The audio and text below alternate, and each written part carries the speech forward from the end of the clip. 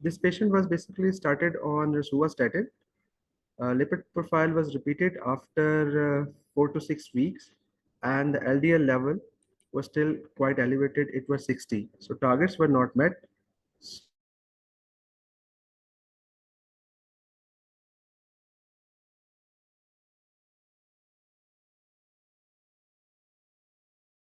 Are not met, then we go up to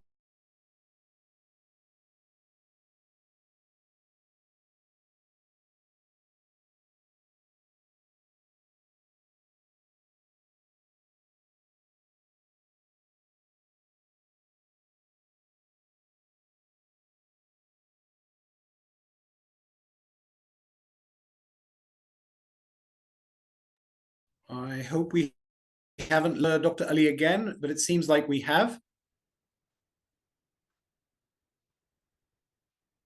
I'll see if I can contact him.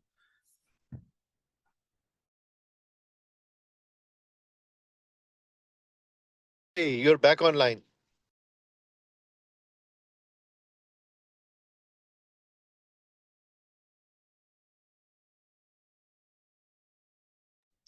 I think while waiting for WhatsApp can discuss the numbers of the last slides. He's so good at it. I've heard a few of his lectures before. This is real passion.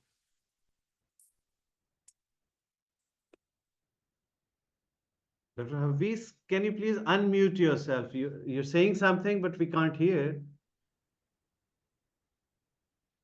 For WhatsApp, आप शुरू हो जाइए.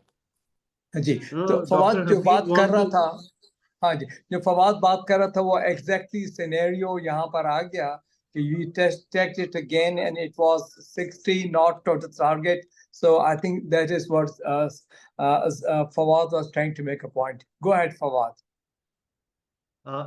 Sir, I'm just generating discussion, not one monotonous. So would you suggest Atova or Rosuva as first choice? And which one and why? Because I think most of the secondary prevention studies are on Atova, not as such on Rosuva. So what about that? So I think Ali is back. So let him take over. Okay. I can see him again. So I'm going to begin from here, and I hope you are able to listen. I'm extremely sorry, some issue with the live electricity and net connection. So these are the different therapies with intensity of lipid loading with different drugs. Statin reduce LDL by 50%. PCSK9 reduce LDL by 60%, and a triple therapy of PCSK9, statin, and ezetimibe has the potential to reduce LDL by 85%. So, as our patient had an LDL of 60, his goals were not met, so he was started on statins plus ezetimibe. His lipid profile was done after 6 weeks, and now his LDL was 35. So we have achieved a nearly optimal LDL levels of less than 55, and also the reduction is more than nearly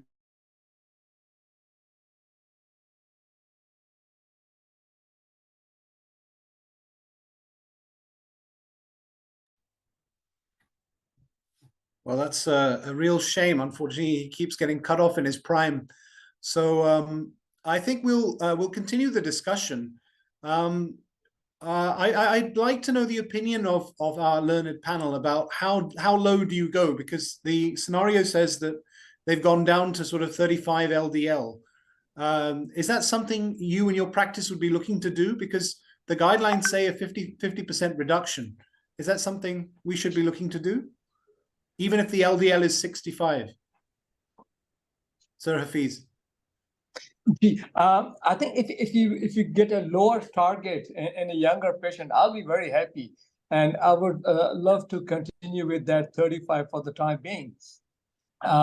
It has been well tolerated, and we know lower the LDL, the better it is for patients. So I would love to continue if the patient can tolerate it. So if you allow me to just, get this opportunity to ask another question, which is related to this lowering of the LDL-C. And as we know, as we've seen with this new ESC data as well, that they've had data up till 40 milligrams per deciliter.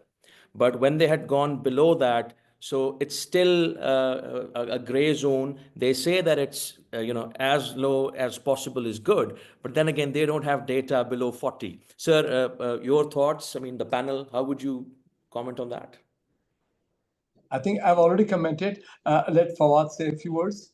I think they have if I already may- given this number. This 40 number is given by them for very high risk patients. So I think that I agree with Professor Hafizullah. 35, it will be acceptable for me in a young patient.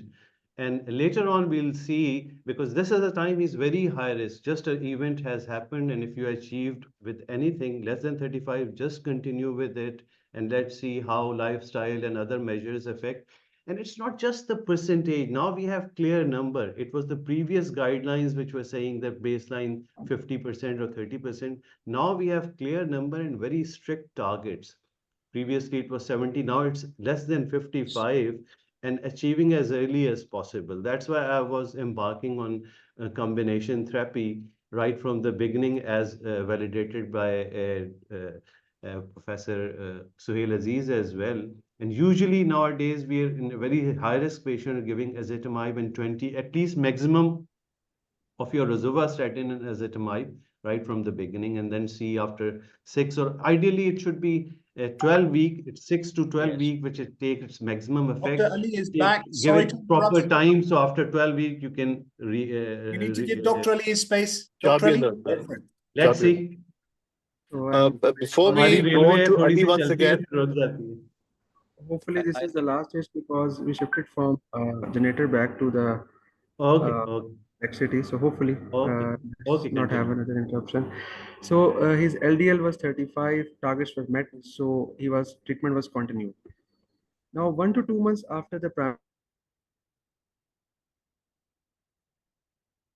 So we carry on with the Move on discussion. to I think the- Dr. Talla had his hand up. Dr. Talla, would you like to make your comment, please? Yeah, thank you very much. Assalamu alaikum, everyone, and thank you for having me over here. I hope you guys can hear me. Yes, we can. Yeah, just actually, I think numbers are also important, but at the same time, what we need to understand is the cholesterol burden and the theory with that. So it's not for just like if we reach one level, we need to maintain that level, which is probably for granted. We understand that, but I think it's important to signpost this for the audience that you achieve it as quickly as possible, and then having a holistic approach, including obviously the medicines, which is the statins and otherwise.